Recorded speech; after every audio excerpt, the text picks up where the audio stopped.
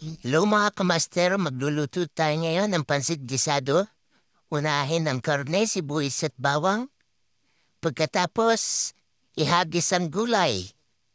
Yan, carrots, sayote at baggy beans. Ihagis-hagis lang. Pagkatapos, lagyan ng paminta. Paminta! Asan ang paminta?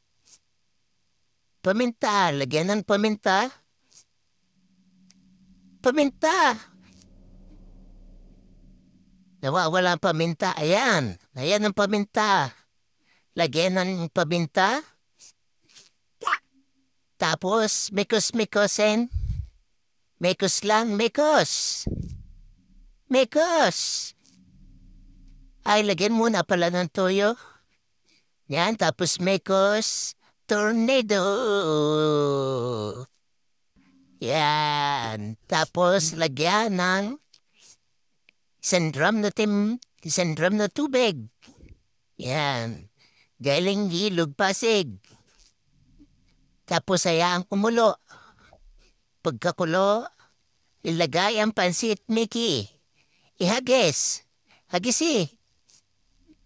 Yan. Ihagis ang pansit Mickey. Tapos mikosin ulit. Mikos. Ilagay naman ang Chinese cabbage. Chinese cabbage. Lagi na. Sobra naman yan sa mekos. Lagyan ng Chinese cabbage. Chinese cabbage.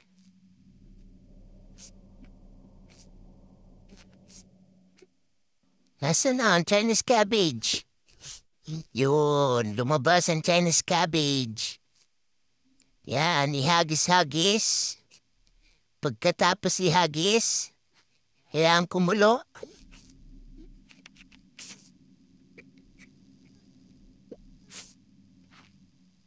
Pagkakulo at naluto, ilagay sa plato. Wow, yummy!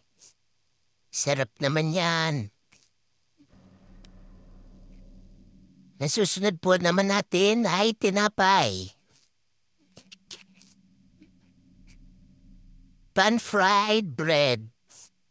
Unang gawin, maglagay ng butter sa mainit na frying pan. Yan, mekos-mekos. Tapos ipatong ang tinapay. Patungi. Yan, pinatong na ang tinapay. Yan, dikit-dikit. Kailangan